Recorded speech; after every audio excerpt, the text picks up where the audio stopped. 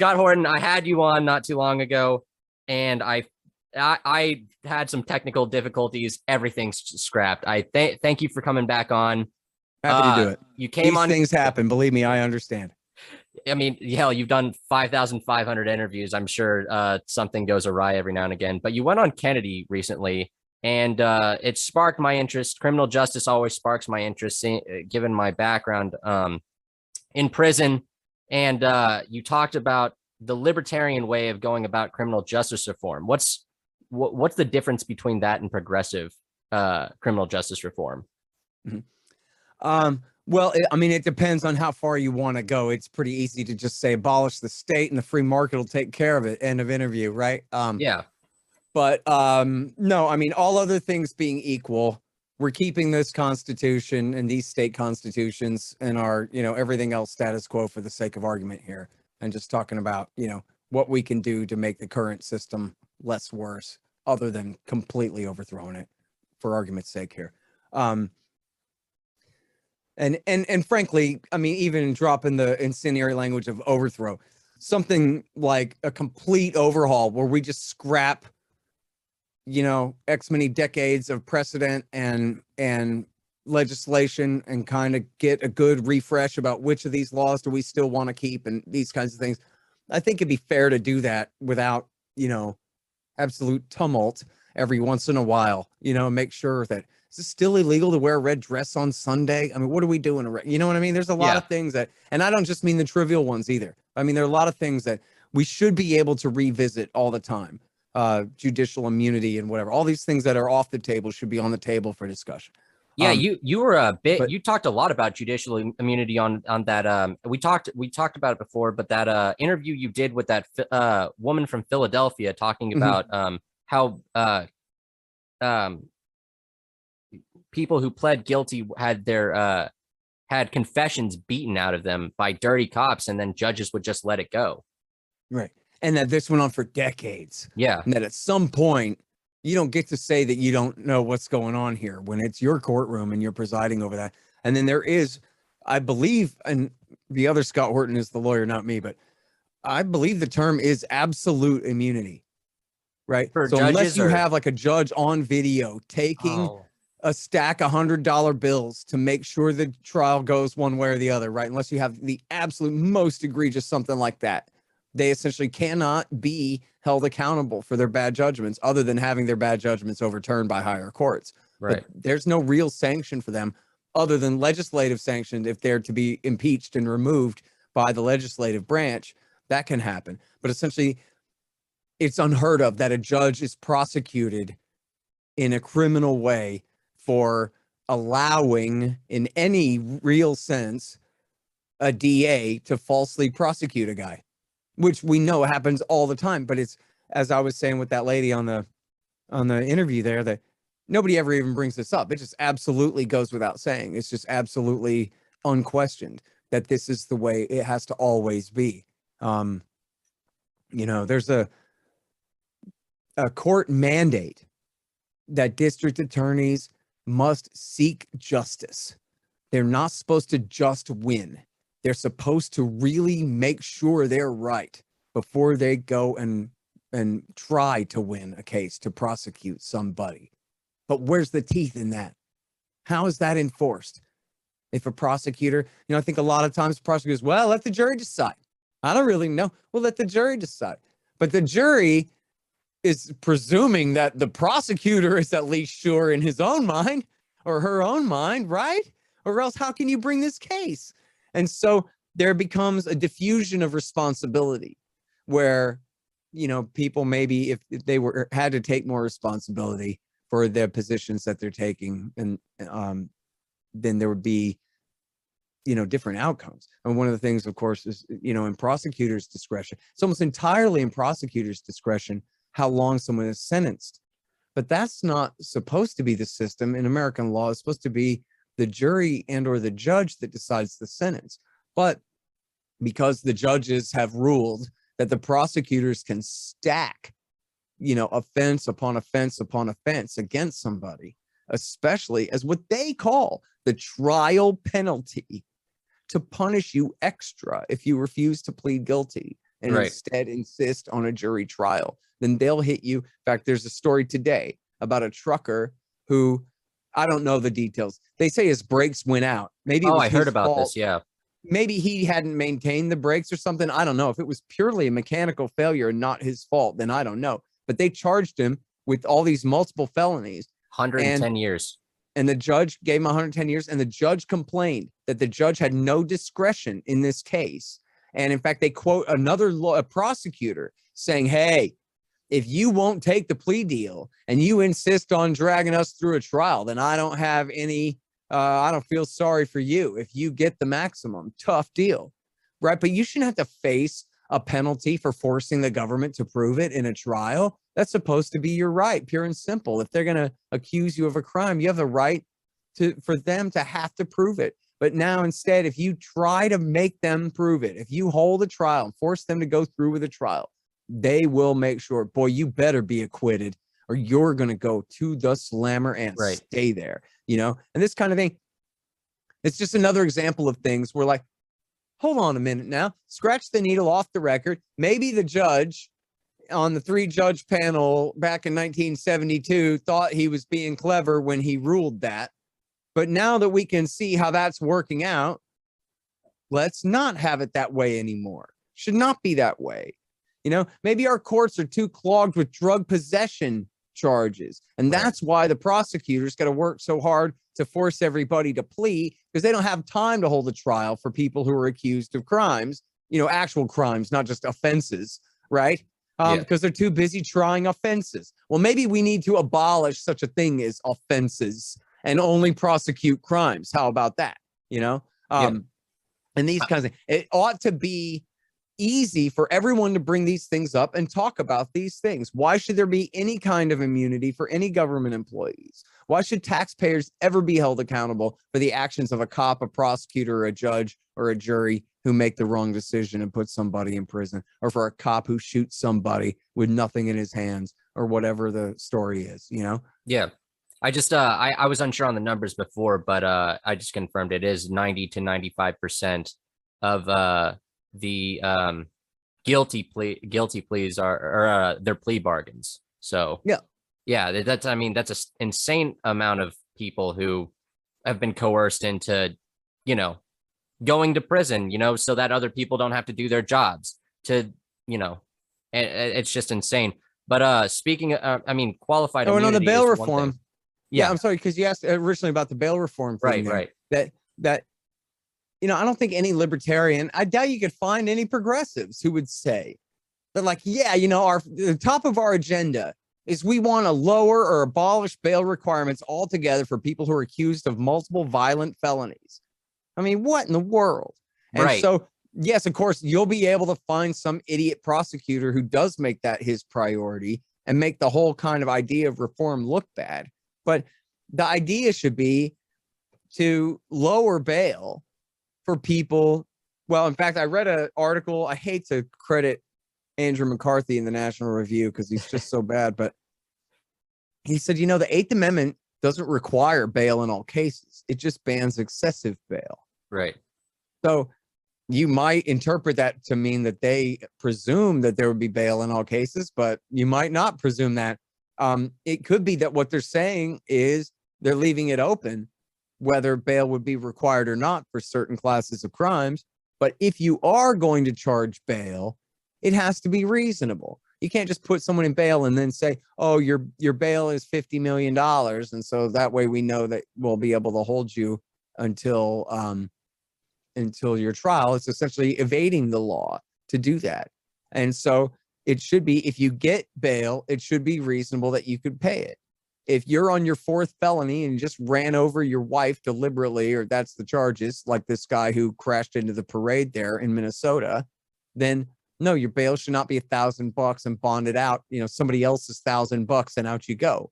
I don't think that's anybody's, bright idea of what should have happened there.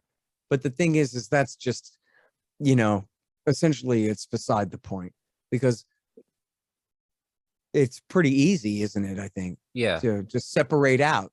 Yeah. Violent crime, armed robberies and carjackings and assaults, domestic assaults and all these things, battery leading to injuries and these kinds of things. And for that matter, serious fraud, ripping off, innocent people, ripping off old ladies for their savings through telemarketing scams and where things that really have actual victims.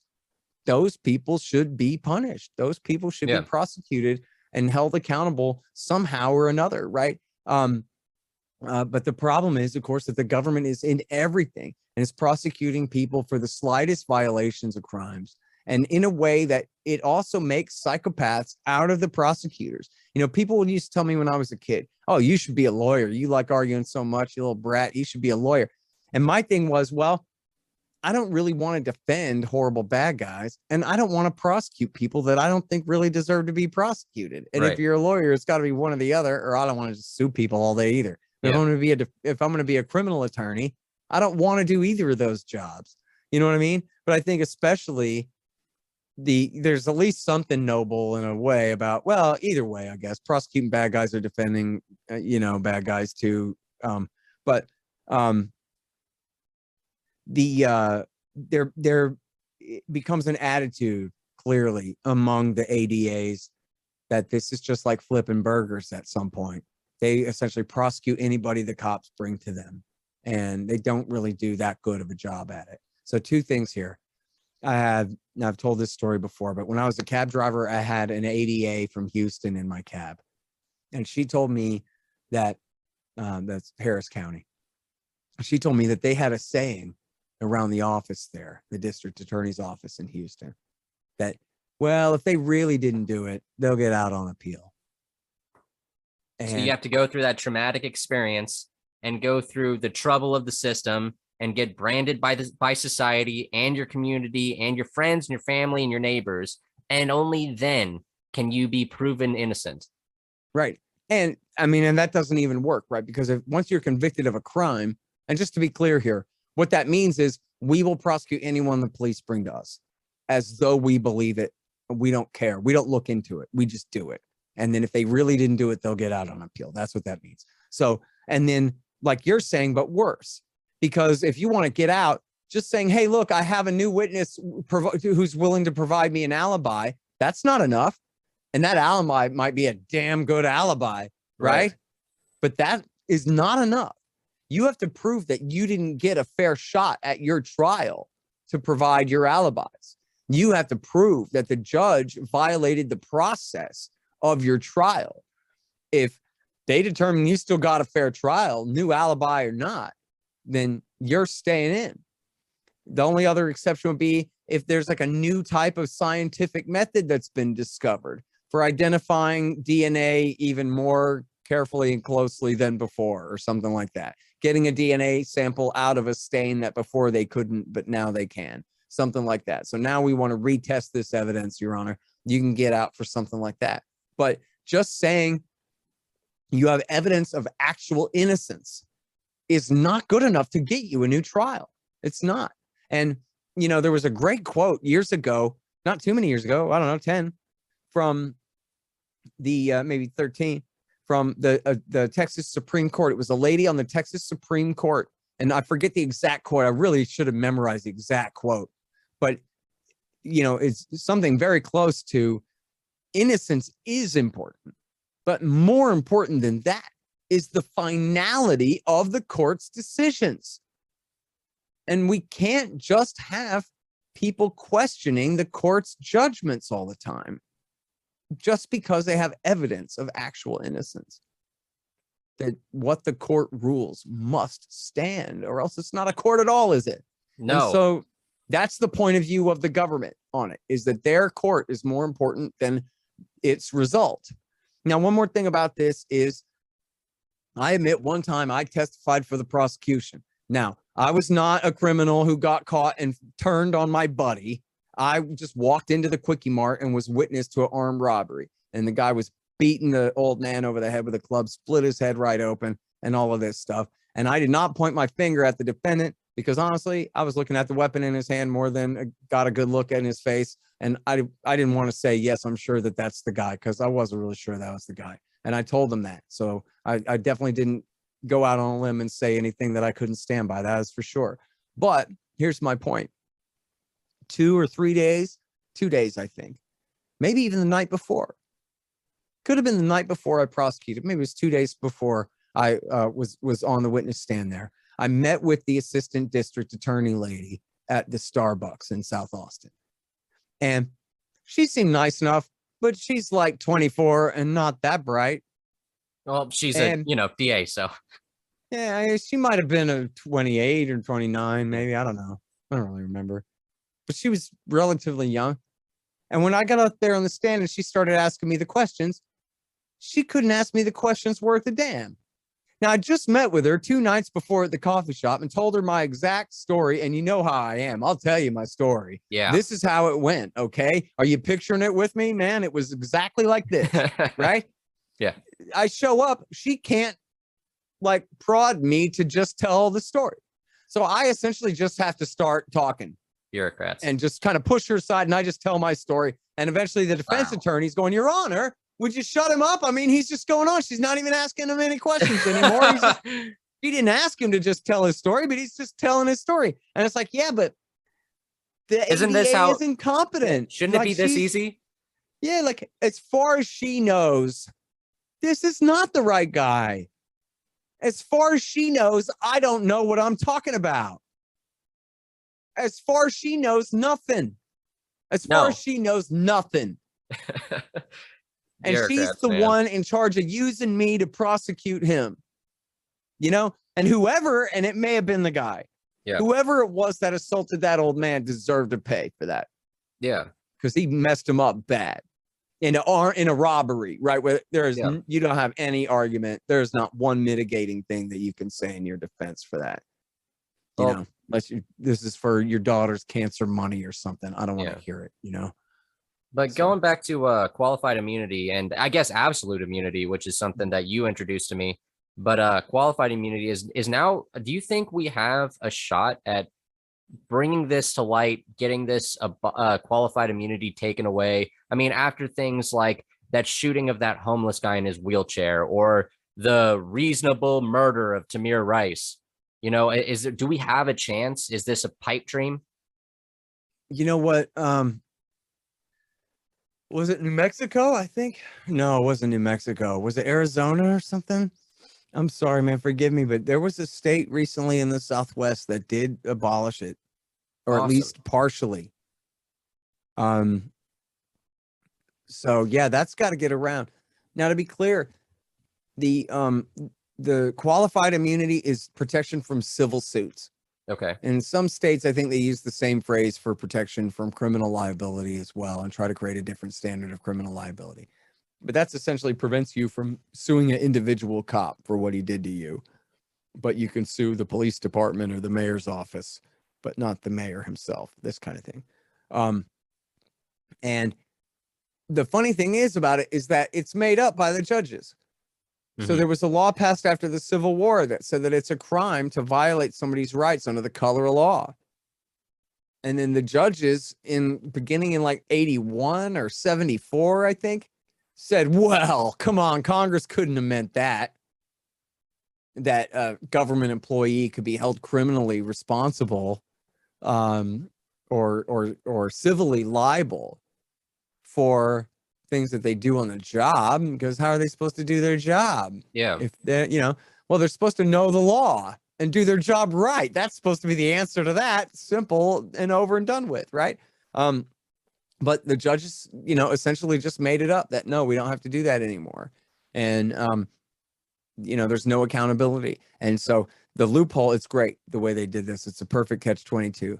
They go, well, if a court has ever ruled in that same jurisdiction that the conduct of the officer in a prior case is clearly illegal, and then another cop does that exact same thing again, then you could sue them. But because they won't let any cases through because of the prior example loophole, no new examples can ever be created, right? And you can only go off the old examples. So, well, yes, Your Honor, the police did steal this money, but they stole it from the guy's car parked out in the driveway. And in the case of the deputy that got in trouble for this before, he stole it from the guy's bedroom. So this case is not like that one. So this cop cannot be held accountable for stealing money from a citizen who he was supposed to help, because we don't have a case that's exactly like that. And it's just, the thing is completely absurd. If I sat here and told you, listen, Iran really is a police state. They've got this thing called qualified immunity, right? Where these cops, even if they steal your money, they go, well, I stole from his car, not his bedroom, and so it doesn't count, and the judge doesn't go along with that. That's how it works in the old world, where everything is corrupt, where they don't have a Bill of Rights, where they don't care about liberty and sing songs about it and have red, white, and blue in their flag like we do. But no, that's how we do business here.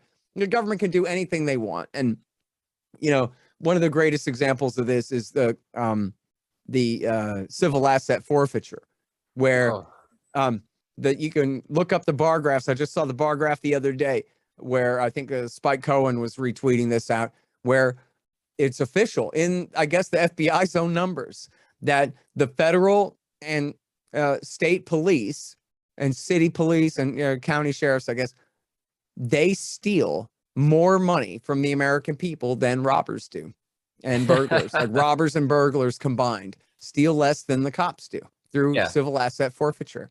And this is where you don't even have to be arrested. They don't even have to arrest you, charge you with so much as jaywalking. They civilly sue your property for they accuse committing a crime.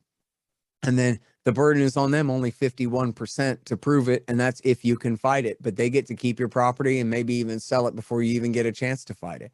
And then you have to pay the entire expense of trying to fight it in court to get your stuff back. And as has been seen over and over and over again, most infamously years ago in the case of a guy named Donald Scott out in California, the cops will just target a guy because he's got a nice piece of property and they want that property. And so they just drum up a case against him and take it. In fact, there was a thread yesterday about a rapper in LA. I can't remember his name because I'm not familiar with the guy or anything, but there was a rapper in LA who bought a clothing store on Crenshaw Boulevard. Yeah. And this guy's thread was about how the cops just absolutely hounded him and hounded his customers and accused him of crimes. It was because they wanted that land, that parking lot that store, was on. They wanted to build some new high-rise thing there. It was part of Trump's, what do they call them? Opportunity zones or whatever, where the government will give you money for development and all of this. Of course, it's just a fascist, corrupt type scheme. So they're going to come in, but they got these poor black people who are, they used to be, in fact, they had a quote from the guy. Yeah, it used to be all of us just hanging out in that parking lot, hustling, trying to get by. And eventually I did good enough in music that I figured, you know what? I had to own this parking lot. I had to buy this building, man, and run this clothing store myself and hold something down, build something up for my community. Yeah, the dream, the American dream. Right. Yeah, and they're like, yeah, whatever, N-word, out of the way, boy. Yeah. And then they just sick the cops after him and then come up with, and I guess eventually before they seized his property, but that was the motive clearly, was all these jurisdictions were after him because they wanted the property, was what the guy was saying. But then eventually the guy was murdered anyway by, in a local dispute. So, I mean, who knows? The guy, he might have been assassinated over it, but it seemed like it was a separate incident. The guy's about to go on trial for it here soon. The guy who finally killed him. But anyway, that's how they do it. They're just gangsters. They really are. And it's the accountability, man, is really the question, right? Yeah. For police murders, when, at the height of Mike Brown and all of these things, back in the middle of the last decade, the question was, see, it's so unfortunate. I don't want to go off too far on this, but it's so unfortunate that the movement got named Black Lives Matter. Yeah. Because the problem is that changes the subject from what we're really talking about here, which is accountability for killer cops. Right. And the thing is, it's easy for me to empathize with other people's position. And I can understand how, especially if you're black, and it sure seems like a black and white issue to you, that's fair enough. But the problem is the slogan really is Black Lives Matter too. Yeah. Why should it be that their rights aren't protected. They get hunted for sport. It ain't right. It ain't fair. Black Lives Matter too. But then if you name your movement Black Lives Matter too, now it sounds like you're kind of pathetic and weak, and you're in a position of supplication, and you're like begging, and you're going, Black Lives Matter too, right? Like you're whining instead of going, Black Lives Matter, period, right? But now you get all these dum-dums go, well, everybody else's lives matter too. So you actually literally you have people arguing, Black Lives Matter. No, all lives matter. Yeah.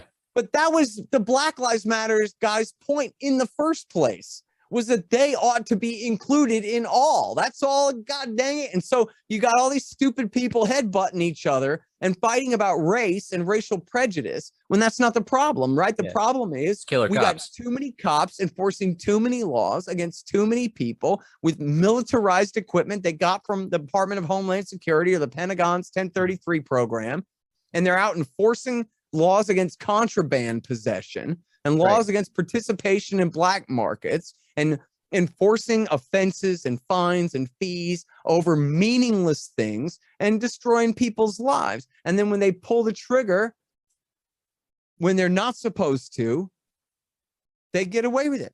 And there's no accountability. And you have mentioned a racial aspect on this topic before. In the past, I've seen it on the post and previous conversations involving the war on drugs, haven't you? Yeah, sure. I mean, the statistics are there that, you know, blacks and whites smoke pot, for example, at approximately the same rates, use cocaine at approximately the same rates. Yeah. And then even adjusting for income, blacks are, and I guess Mexicans too, are arrested and prosecuted at higher rates, and depending where you are. But the reason for that is mostly economic, right? It's not because, I don't want to discount actual racial prejudice in the minds of some cops, because of course there is racial prejudice in the minds of some cops. Yeah, I've seen it. But that's not the driving force though, right? The driving force is that by and large, blacks are poorer and therefore have less political juice. And that's the question, right? That's where the so-called white privilege comes from, is a cop pulls over a guy that looks like you or me, he's more likely to not search and let us go on our way, because in the back of his mind, it's possible that your uncle's a state senator and mine is a judge, right? It's not likely, but it's possible, right? But if we're poor and black and driving a Regal, there's no chance that we've got connections like that. Right. There's nothing that's going to happen to them if they pick on us. Like, yeah, I guess that goes back to the original point of progressive criminal justice reform versus libertarian criminal justice reform, is that the progressives say give minorities political juice, whereas we say take away the political power in general, take away the political juice. Yeah, and take away the police excuse to hold these laws over people's heads. Yeah. And then look, you know what we got to talk about too, and I'm sorry because I'm kind of scattershot here. I really don't write about this very much. I think about it a lot. I tweet about it stuff. I don't really have like a lot of systematic type stuff written down. But I want to point out that, you know, we have a big increase in crime, and it's mostly poor minorities and poor minority neighborhoods that have seen huge increases in murder rates over the last, I don't know how huge, but significant over the last couple of years. And I think that you know, at the same time, as everybody knows, we've had huge increases in firearm sales across the country. And the reason for that is what? People don't want to say this out loud. I'm not exactly sure why. Maybe it's kind of like rude or not woke or whatever to say. What everybody at the gun shop clearly understands, that when the government locked down the economy and kept it locked down, that means the people on the lowest rungs of the economic ladder will be pushed off of it completely. And then again, the people on the very lowest part of it will turn to crime, because if you need money to feed your people, you're going to do what it takes. If you got you know, on the lowest rungs, people with the lowest education, the lowest skills, the lowest capabilities, they probably already have a criminal record just from being poor. And then once you have a felony, doesn't matter how trivial it is, doesn't matter if your felony is one time you had cocaine in your pocket when you were 16, and you know, another time you had a gun in your pocket when you were 27, you might as well have killed somebody. And so now it's almost impossible to get a job. So you have entire segments of the population who actually are, intelligent, if not educated, and could be trained and skilled and do good work, especially once they grow up and are not quite so adolescent and are now like 26 and have a kid and need to get their act together. But, oh, sorry, you got a felony on your record, not hiring felons here, good luck elsewhere, and that kind of thing. So once you have people banned from participating in the overt economy, and then you have something on the order of a forced economic recession like we had in 2020, which is just unheard of since, Paul Volcker raised interest rates to 26% in 1982 or whatever it was. And you are going to have a significant increase in crime. That's what everybody's doing at the gun store. They know that's what's going to happen. And it's not all just because poor people are bad people and so they commit crimes. Yeah. It's because anybody will commit crimes if they feel like they have to. Yeah.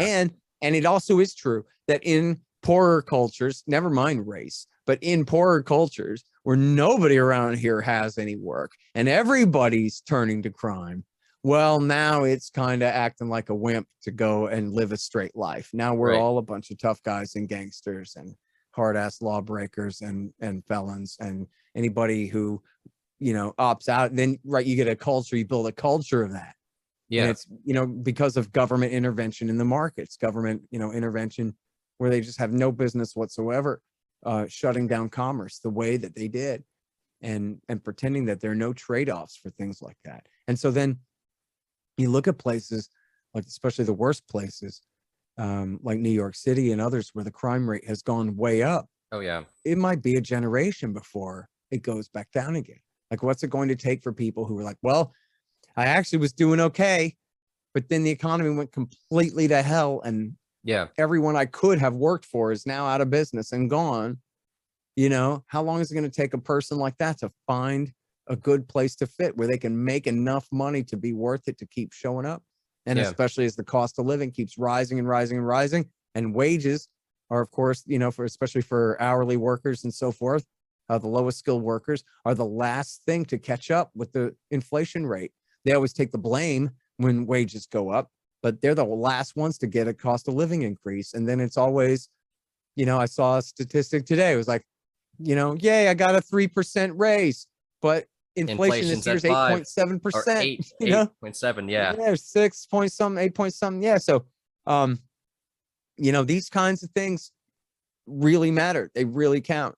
And then, but then look how easy it is to then wave a thin blue line flag and say, like, where would we be without our government?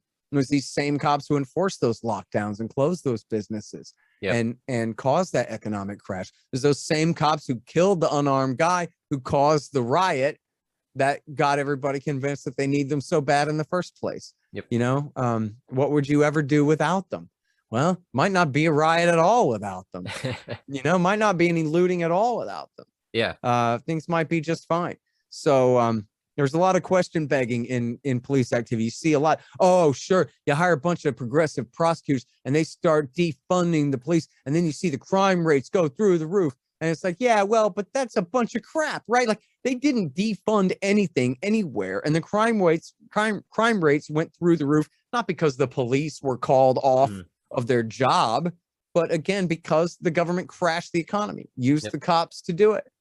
And in fact, Joe Biden, everybody in their homes. Joe Biden today said that he wants to throw more money at the NYPD specifically. I saw that in the New York Post today. Sure. I mean, what else are you going to do? The guy who ran on criminal justice reform. Escalating Afghanistan, right? Yeah, look, we lost, so we're going to double our forces there and see if we try this one more time. Yep.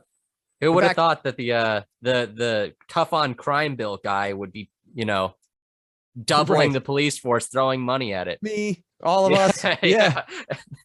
There was this story, I can't remember who wrote this. This is long ago now, but there was a thing about how the LAPD had brought in the NYPD. No, pardon me.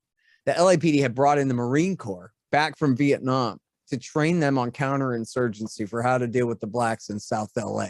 Wow. In the drug war, especially, in the 1980s. That the CIA caused. That's right. The CIA. So the Justice Department, the DEA, and the FBI and the DOJ they're outlawing it and raising up the penalties. At the same time, CIA is, increasing supply by 10 times or more. Yep. And then the NYPD is there to fight against all the gangsters who are fighting over the turf to distribute all that cocaine. Yep. I mean, what a perfect storm and a menace it was.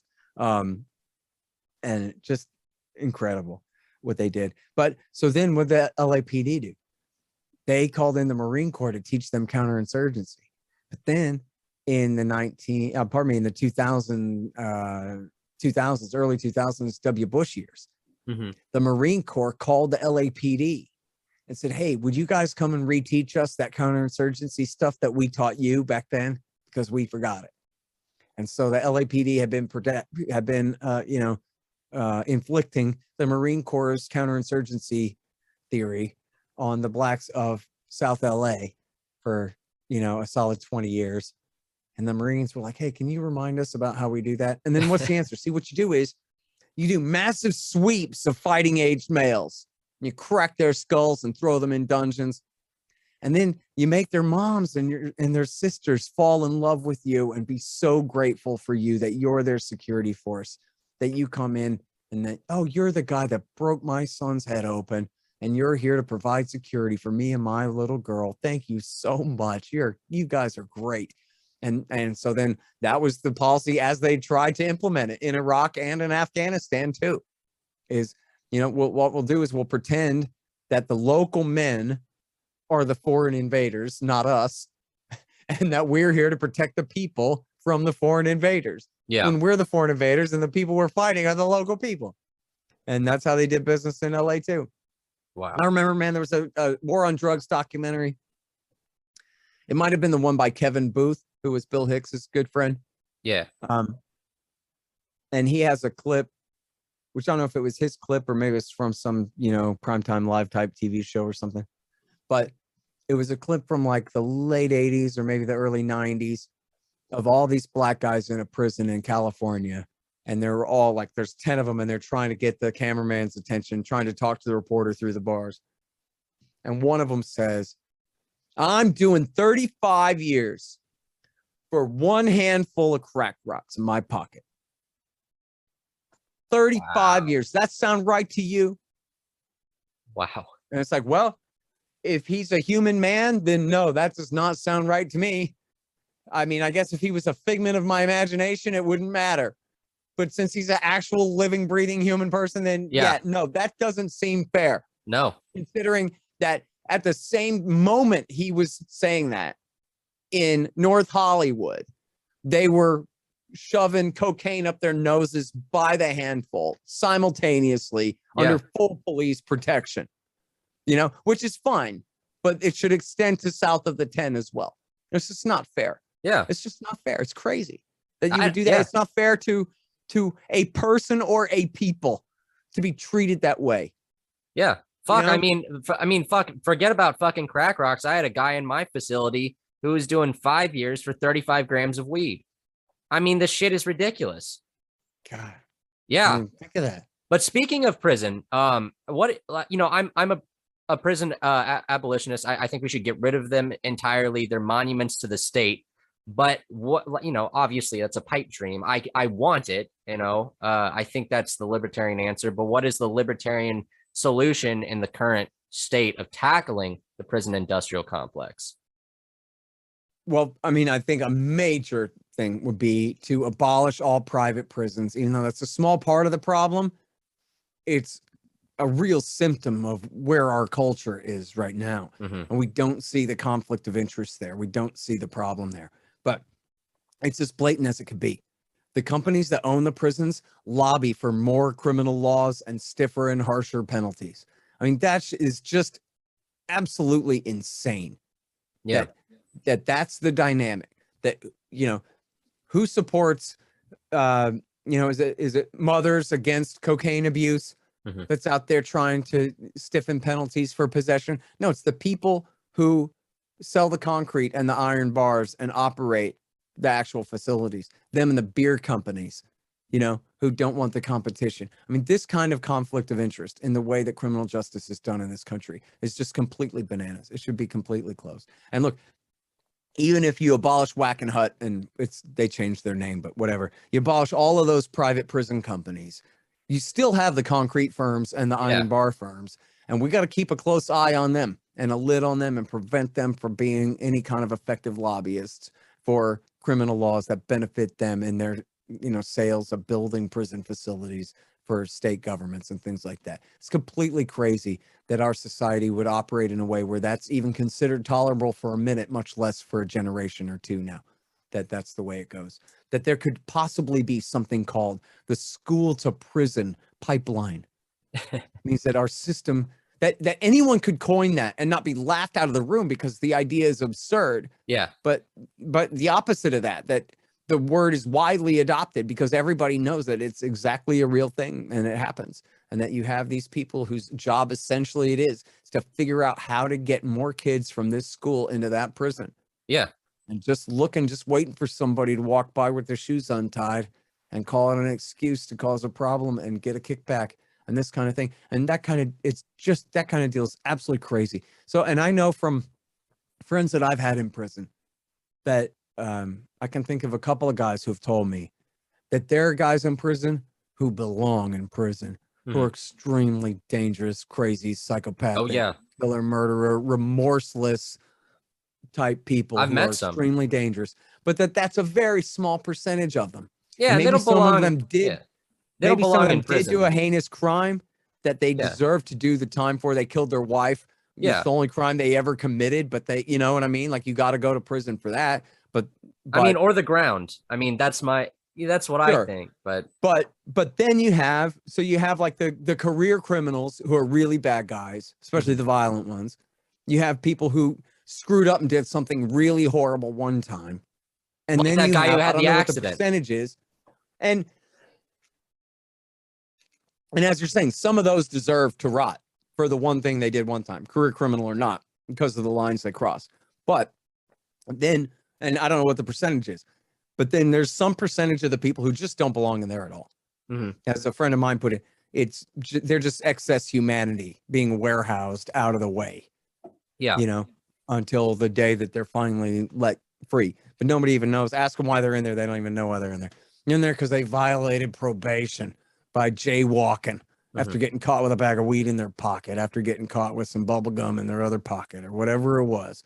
Yeah. And just, and it's really crazy. And I also know too, like, not just people who've been in prison and back talking about that, but people, caught up in the drug war prosecutions. I had a friend who got busted with a couple of pounds of weed.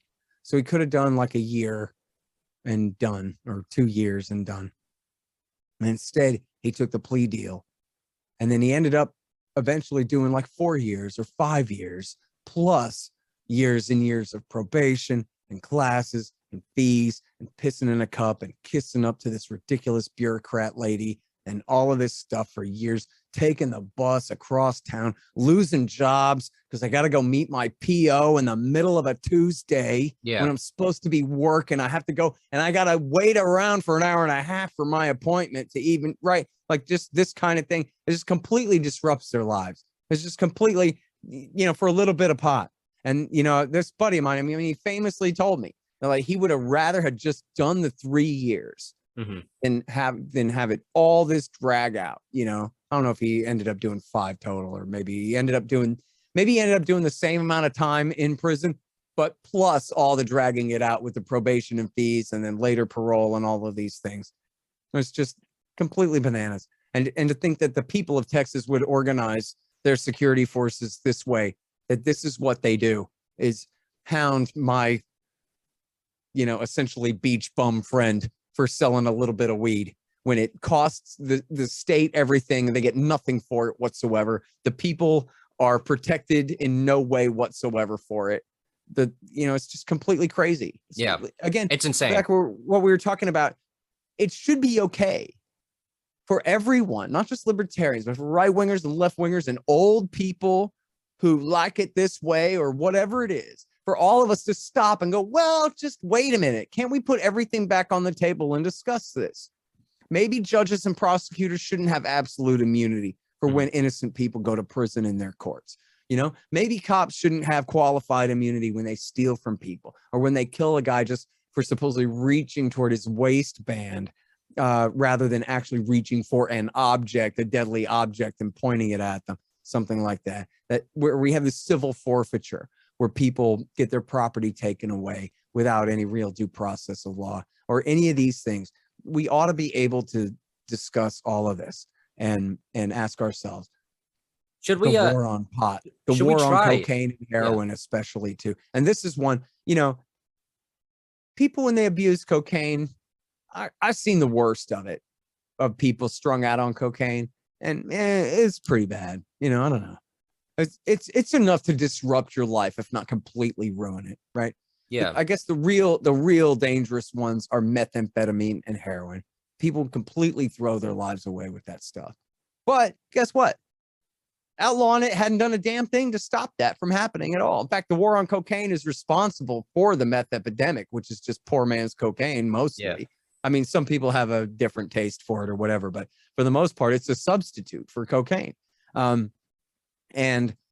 And with heroin, I mean, heroin addiction's always been with us, always going to be with us, but I don't think anybody listening to this show right now would disagree, as everybody knows for absolute fact that the greatest opioid crisis in our culture now is prescription drugs, and that they got everybody hooked on this Oxycontin, passing it out for no reason whatsoever, when all people needed was the old stuff and just a little bit of it. They give them a mega dose of this Oxycontin and all of this and got everybody hooked on it. Then they take it all away and they go, oh, sorry, you have chronic pain from your horrible motorcycle accident. Sorry, no pills for you. You have to go to the black market in order to get any pain relief now. So then you have people shooting up heroin spiked with fentanyl and dropping dead on the street, and tens of thousands of people dying of heroin overdoses. Oh, yeah. And why? Because it's spiked. And why? Because they're buying it on the black market. So how can you tell me that like some guy's daughter strung out on heroin is worse than some guy's daughter dead because she was strung out on heroin and OD'd because somebody spiked her heroin with fentanyl? Yeah. You know what? She had a problem already. Maybe if she was still alive, we could help her get some addiction help. Yeah. And everybody knows how you help an addict. You hook them up with a recovered With another addict. You addict. can help them. Everybody knows that already. That's how you do it. Have you hit rock bottom? Are you sick and tired of this yet? Your mom can't stand the sight of you. Are you done yet? Yeah. Okay, call this number. We'll hook you up with a guy who's also been through exactly what you're going through, and you'll be fine in 4 months. Okay? Yeah. Here's a pack of cigarettes. Right? That's how we do it. That's how we do it. Everybody knows that. That's how you help an addict. Why are we still doing this? Why is there a single person convicted of drug possession or dealing or use charges in the society anywhere? Make me the dictator. I pardon everyone, all of them. Blanket pardon. You're in prison on drug charges. You're out. And may the free market, and let's repeal every law and regulation ever passed in this field, and may the free market come up with all of the best drug treatment solutions for people with real problems. You know what? Maybe I'll give you some kratom and you'll do that instead of heroin. Yeah. And it'll be good enough. You know? Yeah. Well, but it's not going to be a bureaucrat that decides that best. Yeah. All this stuff should be on the table. All this. And for right wingers too. You know, right wingers are supposedly dedicated to the Constitution. You want to conserve the Constitution, don't you? Doesn't that include the Bill of Rights? Doesn't that include liberty for everybody? And how much erosion of the first and second, absolutely the second, and fourth and fifth and sixth amendments do you want to tolerate in the name of war against what? Undesirable people who abuse substances that you don't? It ain't worth it. I mean, you know what? I saw Jonathan Turley. He's known as like a conservative leaning lawyer. Yeah. He gave a speech at the Future Freedom Foundation conference, Restoring the Republic, in 2008. I guarantee you could find it on YouTube there on the Future Freedom Foundation's channel. And Jonathan Turley gave this great speech about how, if this helps, this is the guy that Ron Paul mentioned that if Ron Paul was the president, he would probably make Turley the attorney general. Okay. Great Russiagate debunker and stuff. And he got up there and he gave a speech and he talked about how Supreme Court decision after Supreme Court decision after Supreme Court decision, and how they essentially obliterated the requirement for any judicial review on the side of the road. And they said, well, your car is your property. We can't search it without a warrant. That was where we started. And they said, well, geez, but we're looking for contraband. Drug wars are important. And the judge lives way out in the countryside. And the sheriff would have to drive all the way to a payphone and call him and wake him up in the middle of the night. And so that maybe we'll say that, but you're driving your car on public property. And so now we can, if we smell something or the dog alerts, or we can come up with something that we'll call probable cause, we won't need the warrant. Yep. We'll get the warrant later. The cop will write himself a warrant because we're on the side of the road and it's too hard to reach the judge. Well, guess what? Later on, they invented cell phones, right? Where now every deputy sheriff can call the judge, no problem, right there on the side of the road. Did they go back and repeal the Supreme Court decision that said all this? No, of course not. Now we're 4 or 5 decisions later. Now they can get away with searching you here, there, and all these other places because they just took a butcher's knife and carved out these exceptions to the 4th Amendment to the U.S. Constitution. And now you could be a right-winger who never smoked pot in your whole life and drive down the road, and they can inflict this kind of abuse on you too. So it should be, again, for the most crotchety old Republican grandpa listening to this ought to be saying, yes, it ought to be on the table. Thomas Jefferson said there should be a revolution every 20 years. All I'm saying is, let's lay out the criminal law and the criminal process and see just how much we're allowing the government to get away with here the way it shouldn't be, not in the USA, right? That's all I'm saying. This should be on the table for discussion for everybody, and the founders, I think, look, if you took any of the founders now and showed them the criminal justice system in America, they would laugh. They would be Iran. Astonished, I'm sure. Yeah, man, for real. But you brought up 2 really good points. One of them's a little dated. I'll start with the other one first. Should we? You mentioned conservatives are kind of coming around on the criminal justice system. The leftists have been there a little for a while, but they their heads are in the clouds a little bit when it comes to this. Should we encourage coalitions? I met you at the End the Damn Wars rally. There was socialists there. There was libertarians there. There were anarchists there. Should we encourage coalitions with people? Yes. And look, I think that's a great way to phrase the question too, because, this is the Ron Paul thing. Ron Paul was not about bipartisan compromise. He was about, here's the thing. How many people can we get to agree on this? And then you don't have to agree with me on any other thing. We're just agreeing on this today. It's a coalition, right? I'm not saying, what can I change in it to get you on board? I'm just saying, can I get you on board for this? And then, yes, it should be. There's a time and a place for sectarianism, I guess. But for me, it's hardly ever. What I really want to see is libertarians working together as best as we can to promote our agenda, which we almost entirely agree on. The things that we're against and the most is there's not much to debate there in terms of what our libertarian agenda really is, across this country, what it is that we want to see, put a stop to, essentially, more than anything. And then I'm also against sectarianism with the left and the right. If we got to fight against left wingers and right wingers on the things that they're bad on, that's fine. And we should. But I don't think that we need to really emphasize that. You see, all right wingers are horrible and terrible because of X, Y, and Z, and all leftists are horrible and terrible on X, Y, and Z. Frankly, I really like the way the leftists and the socialists and the communists hate the liberals. I hate the liberals too, and for a lot of the same reasons. Now, I gotta say, I also agree with the liberals that the communists are really all wet on a lot of stuff. And the leftists, they, on some economic questions and some things, they got some things really wrong. But I don't have to be a jerk and hate them all. I can appreciate the good parts of what they have to offer. And, there are a lot of leftists, for example, who have not bought into the recent liberal love for the FBI and the CIA and the national security state. Well, look at all the leftists who were good on Russiagate. Yeah. Because they were like, look, they hated Donald Trump, But they're like, you're not going to convince me that the FBI and the CIA are the heroes, and especially not on some stupid theory that Donald Trump works for the Kremlin, all this obviously transparently bogus nonsense. So you had like really good leftists, lots of leftists. I mean, most famously Matt Taibbi and Glenn Greenwald, but probably 100 others. Ray McGovern and Gareth Porter and Joe Loria and Robert Perry, all those guys from consortiumnews.com. And of course, Aaron Mate and Max Blumenthal and the guys of the Gray Zone Project. And then all over Twitter, there's 100, leftists on Twitter who were absolutely perfect on Russiagate the entire time because of, like Malcolm X said, if you stand for nothing, you'll fall for anything.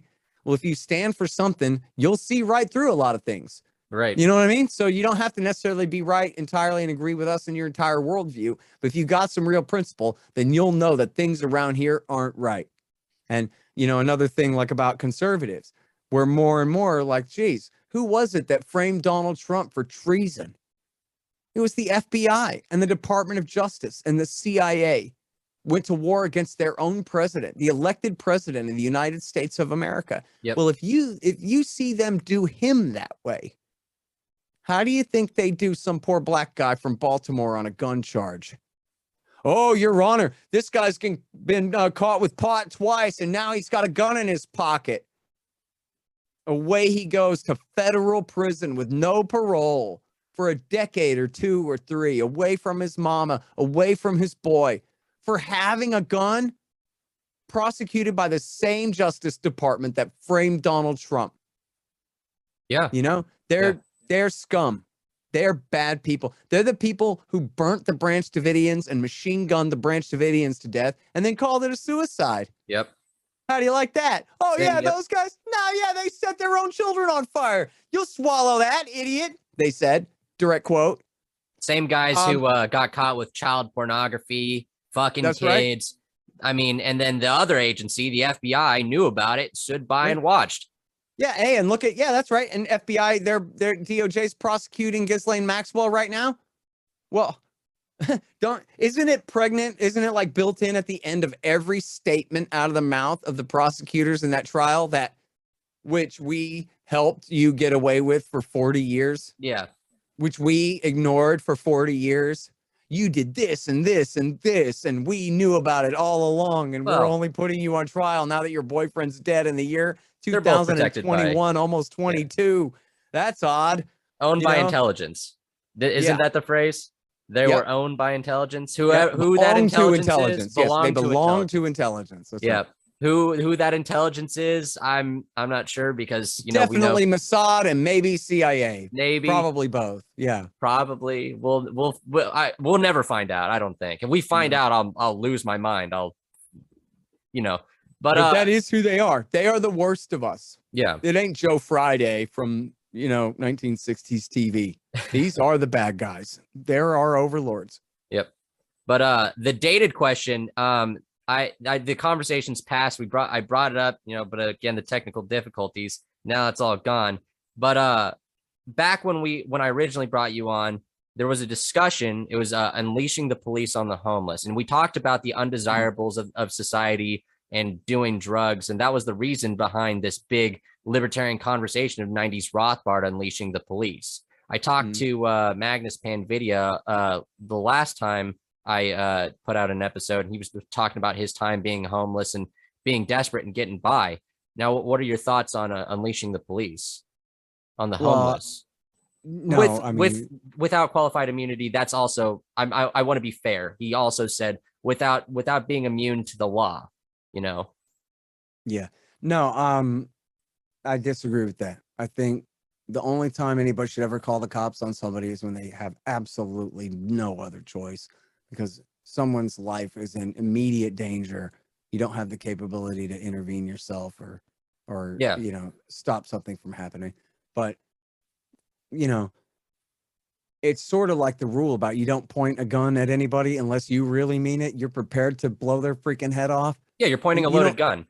Yeah, you don't call the cops on somebody unless you're prepared to have that cop blow that guy's head off, because there's a significant chance that that's what's going to happen. I don't know how significant in any particular circumstance, but we see it every day. If I recommend people subscribe to the Free Thought Project newsletter, Love and you'll them. get an email from Matt Agorist every night about a cop killed somebody every single day. And, you know, a lot of times it's a wellness check. My grandpa's not answering his phone. Can you go and check on him? And then they go and blow the guy away. Yep. People, you know, my next door neighbor's stereo is too loud. That was a And the case in cops show up Phoenix. and kill him. That was a case in Phoenix. Yeah. So, no, would you call the Gestapo over somebody being a homeless bum? I think there's a real disconnect between, it's just like, it's always the right thing to join the army, even if Barack Obama is the president right now and he's starting 6 aggressive wars. And everybody knows it's wrong. It's still the right thing to join the army because your grandpa did it and your cousin did it, and the TV commercials make it look glamorous. And this is how a boy becomes a man. And you get the GI Bill. And it doesn't matter what the foreign policy is. It doesn't matter who the president is. It's like an entirely separate discussion. You know, we do this with police too. On one hand, they're rabid animals, all, you know, steroided up in the brain, told beforehand that there's no accountability for any crimes that they commit against us, civil or criminal. Us versus them. That's what they taught us. That's right. That, you know, the people are the enemy and you are soldiers at war against your own society. Yep. That's how cops are trained. Cops are trained that, look, if someone's hand, look, everybody knows that in, you know, especially black, but not exclusively black urban culture, sagging pants is a thing.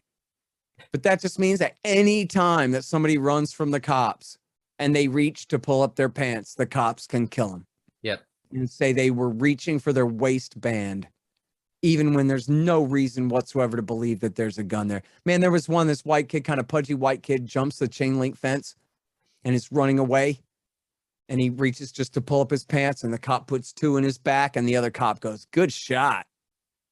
Jeez. And Oh my the kid God. wasn't armed. He's just running away from some shoplifting thing or some little thing. This happens constantly. And then, so there's this disconnect, though, that on one hand, we know that these cops are lawless, rabid animals sent to enforce a totalitarian state.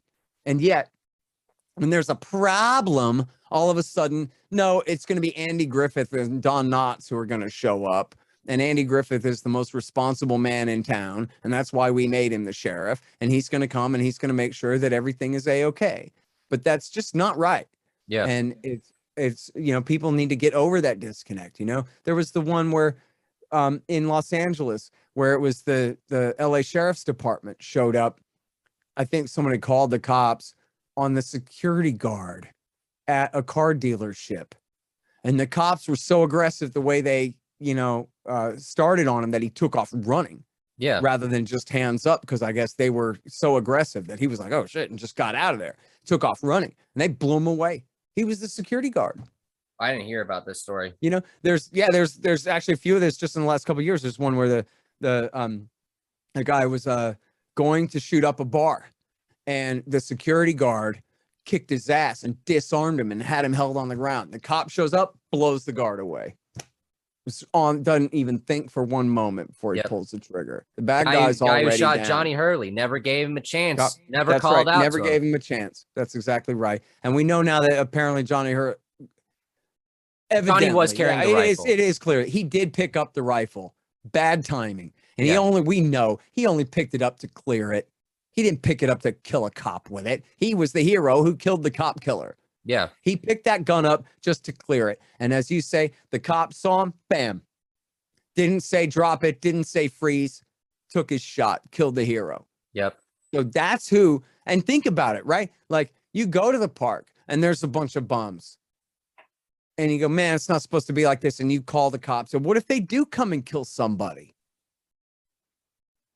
You know? Well, yeah. It's not Don Knotts and Andy Griffith going to show up. It's going to be, you know, some guys who are probably trained by the Israeli Shin Bet to treat us all like Palestinians. Yeah. And I see these stupid fucking knee-jerk reactions like, okay, well, when your house is on fire, don't call a firefighter. When your grandma's having a heart attack, don't call an EMT. You know what? I've never seen a fucking firefighter shoot a fucking dude in a wheelchair. I've never seen an EMT paramedic fucking blow someone away in their own or in their own apartment because they got the wrong address. And look, I told you before, I called the cops when I walked in on an armed robbery, but that's not the same as a bum in a park. Yeah. Why do they have to switch from, oh, well, then don't ever call the cops when there's an extremely violent felony going on and you're outnumbered and there are no other security forces available? Come on. That's not the same thing at all. The question is, should we call the cops on people when they are not presenting an immediate threat? That was the question in the first place. Then they want to change the subject to your house is on fire, your grandma's heart is failing, you're in the middle of an armed robbery. Look, and not in my own defense, because it is what it is. Who was I supposed to call in that circumstance? My own friends to help me hunt down the guy in the gray Beretta, and then what are we going to do to him? Break the law? Commit a homicide? Beat him down, and then now we're the ones who got to go to prison because someone else calls the cops on us? Yeah. Right? But the question was, what do you do if there's a bunch of bums in your park? Right? I don't know. Maybe keep walking. You know?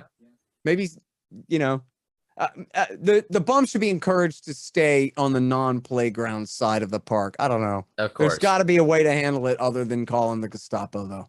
Yeah, it should be the last resort, honestly. I mean, Yeah, or absolutely. I mean, no resort, no. I mean, I wouldn't consider it. I mean, fuck. But you know, is there anything else you'd like to add to that conversation? No, not really. I mean, I think that about says it. I used to complain. I quit Facebook years ago now, but I used to complain on Facebook a lot about the cops killing people. Yeah. And I had a friend of mine I saw in there said, you know, I almost called the cops on my neighbor for his stereo the other night. And I thought about all those posts that Scott Horton's always posting about the cops killing people. And I thought, you know what, man, I'm going to not. Yeah. I think I can deal with the music for the night, you know? Yeah.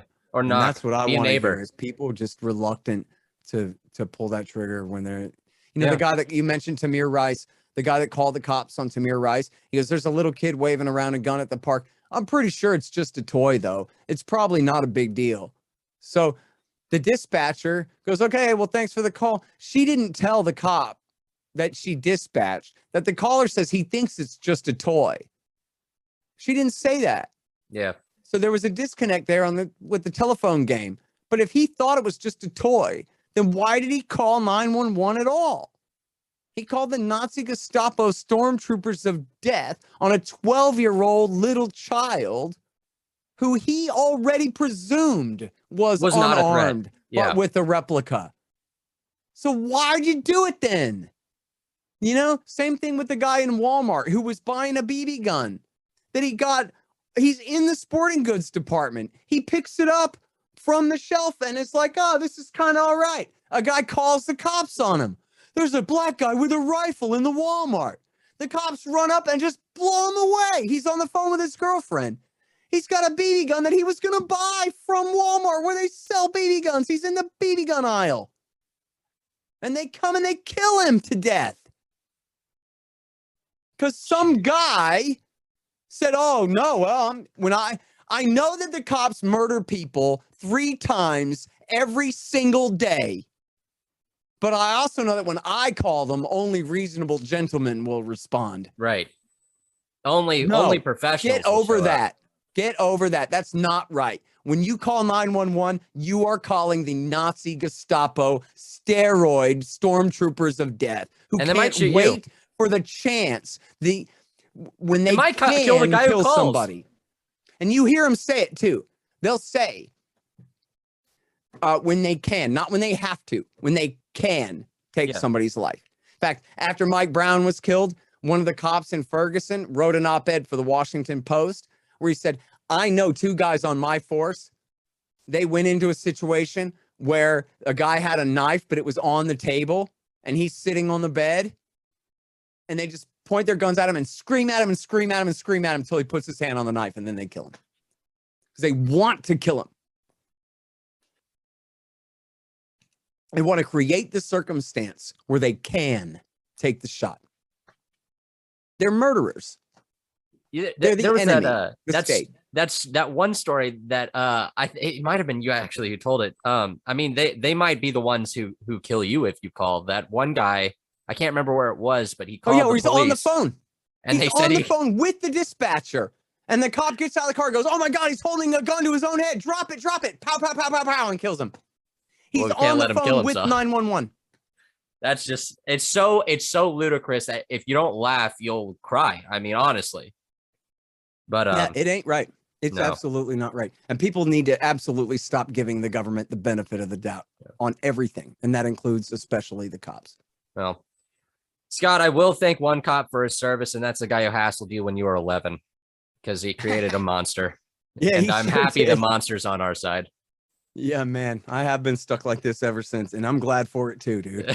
Imagine being some Democrat. God. Yeah, I know. But just imagine I couldn't. Scott, anything else you'd like to add before we go? No, man, I better run. But thank you so much for having me, for dude. coming on. Great to This is hang out the with you third today. fucking time. Holy shit. Scott Horton, director of the Libertarian Institute, director of antiwar.com, anti-war radio on Sundays in LA. If you live in LA, you should listen. I listen on the podcast. I can't get enough of it. I listen to it at work. Anything else am I missing? Fool's Errand, time to end the war in Afghanistan in the back corner I see there. And enough already. Time to end and the the war on audio terror. book is almost done, man. I swear to God, it's going to be out early next week. All right, cool. Maybe this weekend. Hopefully. All right, man. All you right. take it easy. Thanks, Evil Scott. Appreciate you, buddy.